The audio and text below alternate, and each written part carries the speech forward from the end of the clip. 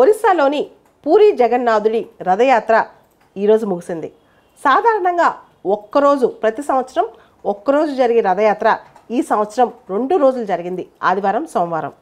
అంతేకాదు 1971 తర్వాత అంటే 53 సంవత్సరాల తర్వాత 2 రోజుల పాటు ఈ రథయాత్ర జరగటం ఇదే తొలిసారనమాట. యాక్చువల్గా ఇక్కడ రథయాత్రలో విశేషం ఏంటంటే ఈ సంవత్సరం కొన్ని గ్రహాల ప్రభావం వల్ల, కొన్ని గ్రహాల కాంబినేషన్స్ వల్ల రథయాత్ర 2 రోజులు చేయాల్సి వచ్చిందనమాట. ఇక్కడ లార్డ్ జగన్నాథ్, ఇక్కడ 3 చీఫ్ డైటీస్ ఉంటారనమాట, 3 దేవుళ్ళు ఉంటారు.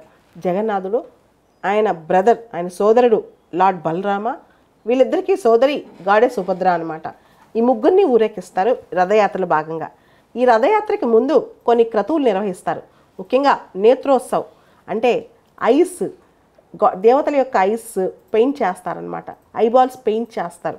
ప్రతి సంవత్సరం నేత్రోత్సవం చేసి ఆ తర్వాత నవయవన దర్శనం అంటే చాలా నవయవనంగా ఈ డైటీస్ని తయారు చేసి దర్శనంకి రెడీగా రథం ఎక్కించడానికి తీసుకొస్తారన్నమాట బయటికి.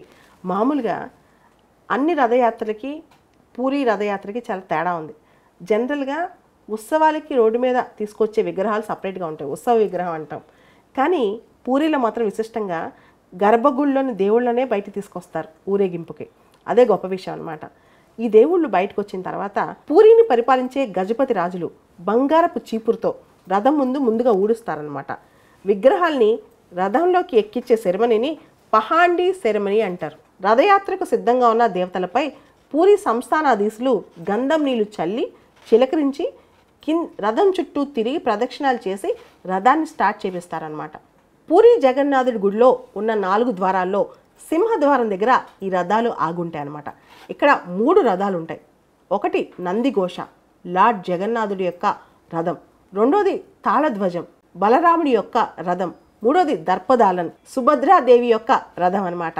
ఈ 3 రథాలు ఆలయం నుంచి బయలుదేరి జై జగన్నాథ్ హరిబోలో అంటూ నినాదాలు చేసుకుంటూ 3 కిలోమీటర్ల దూరంలో ఉన్న జగన్నాథుడి పెంచిన తల్లి లేదా మ్యాటర్నల్ ఆంటీ అనమాట, వీళ్ళకి గుండిచాదేవి మందిరం వరకు వెళ్తాయి అన్నమాట ఈ రథాలు. ఇది ప్రాసెస్. గుండిచాదేవి మందిరం దగ్గర 8 రోజుల పాటు దేవతలు అక్కడే ఉండి 8 రోజుల తర్వాత తిరిగి వస్తారనమాట. ఆ ఆచారాన్నే నీలాద్రి విజయ అంటారు. రథయాత్రకు 15 రోజుల ముందు పూరి జగన్నాథుడి దర్శనాలు ఆపేస్తారు. రథయాత్ర తర్వాత మళ్ళా దర్శనాలు మొదలు పెడతారు. పూరి జగన్నాథుడి రథయాత్రకు భారత రాష్ట్రపతి వెళ్ళటం ఇదే తొలిసారి. ద్రౌపది ముర్ము గారు రథయాత్రకు అటెండ్ అయ్యి కొన్ని క్రతువులను పర్సనల్గా వీక్షించారు. ఈ రథయాత్ర మొత్తం నీలాద్రి విజయ అనే ఆచారంతో మొత్తం ముగిసిపోద్ది అనమాట.